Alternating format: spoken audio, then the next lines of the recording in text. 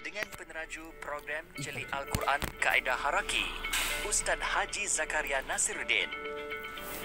Sejarahnya, kaedah haraki pula dicipta pada Mac 2013. Satu kaedah baharu yang mana kita hasilkan berdasarkan kepada kajian terhadap kaedah-kaedah pengajaran Al-Quran yang sedia ada. Bagi persada jenal, haraki adalah satu sistem pembelajaran Al-Quran yang mudah, cepat dan menarik.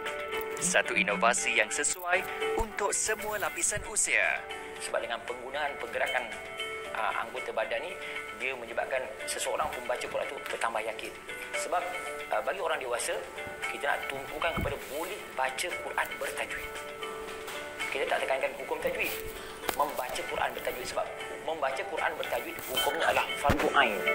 Manakala belajar hukum tajwid itu fardu kifayah. Yang paling penting bagi kita, terutama orang dewasa, boleh baca Quran dengan betul dan tajwid. Itu saja.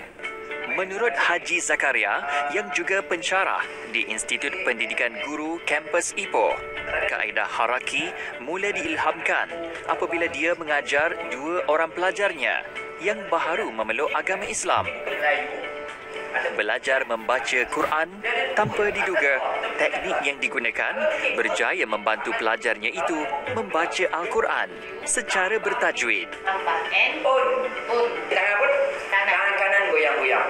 Lebih cepat sebenarnya. Bukan lebih cepat, sangat cepat.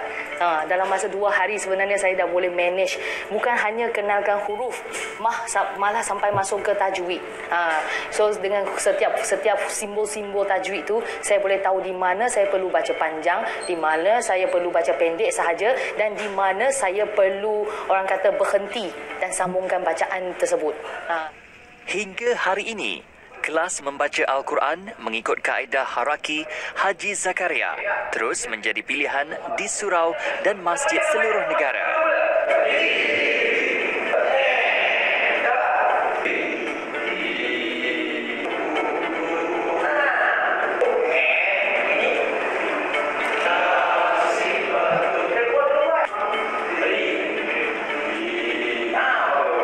Tangan kanan kita buat gerakan cacing. Ini gerakan cacing. Oleh kerana cacing itu panjang, maka kita gerak-gerakkan sampai depan. Selagi tak ada pun tak cukup harakat dia. Contoh Yasin. Perkataan Yasin. Atas sin ada cacing, maka kita buat tarian cacing. Ya, tak ada cacing, jangan buat. Ya, sin. Cukuplah harakat dia. Contoh Alif Lam Mim, ada 2 ekor cacing. Atas lam ada seekor, atas mim ada seekor. Jadi alif jangan buat apa-apa. Lam. Okey. Mim ada seekor lagi kata. Mim. Itu. Jadi mudah faham. Sebab cacing. Buat cacing.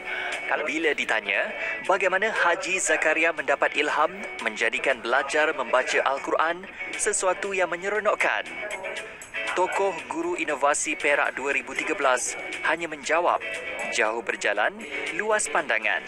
Kajian dan pemerhatian banyak membantunya dalam menghasilkan inovasi. Belajar Quran sambil menari. Menari. Kan? Menari macam mana? Kita bukan menari yang biasa tu. Ya, tarian ni macam-macam. Jangan kita tiru Korea, tarian Bollywood. Kita cipta sendiri. Itu dia kata inovasi. Ya, kita bukan tiru orang. Jadi ini tarian cacing. Seperti buku kisah si buncit yang syarat dengan jalan cerita untuk memahirkan pembaca mengenali mahraj huruf. Yang mana buku ini telah membawa dirinya memenangi anugerah emas inovasi tahun 2015.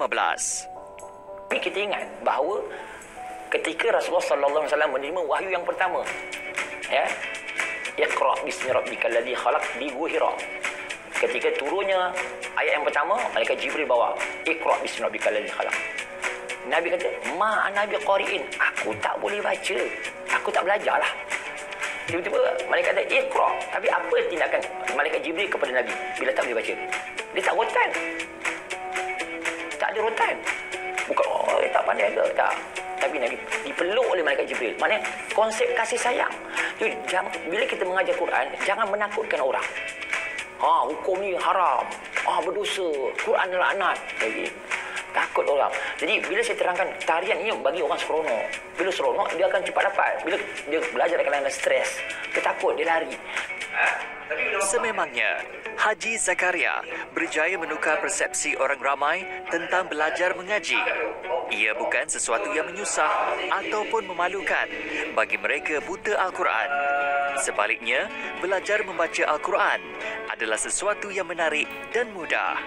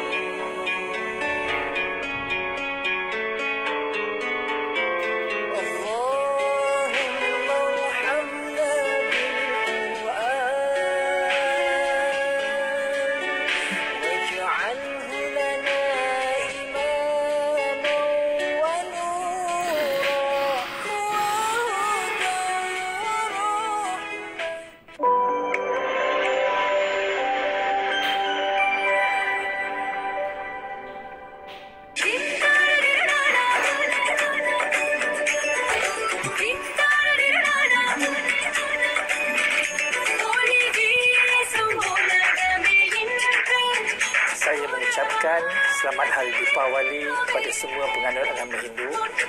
Amalkan kebiasaan baharu dalam usaha menekan penularan COVID-19 dengan mematuhi setiap garis panduan yang ditetapkan. Jagalah diri kita, keluarga kita dan masyarakat kita. Semoga cahaya yang melambangkan perayaan Deepawali ini akan turut menyinari nilai-nilai yang akan memberi lebih semangat dan keyakinan untuk kita menghadapi segala cabaran yang mendatang. Anai Varukam Pawali Nal Valtupu.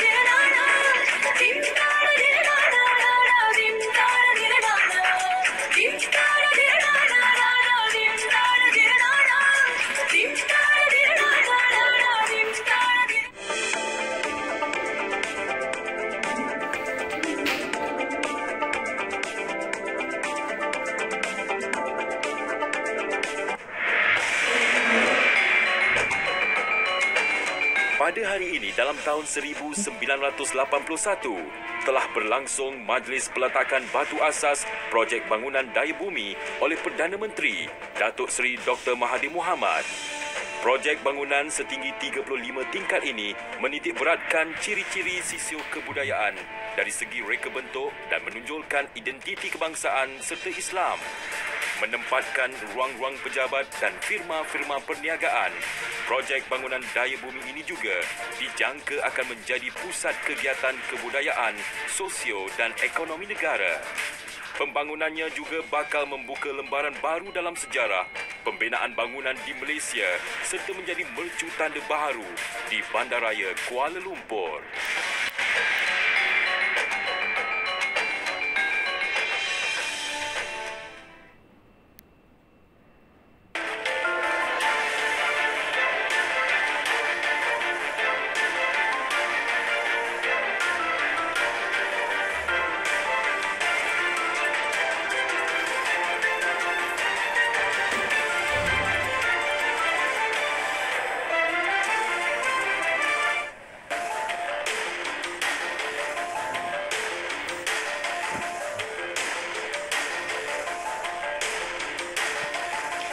Salam sejahtera bersama saya Magro Gamba dalam Berita Pagi edisi 14 November 2020.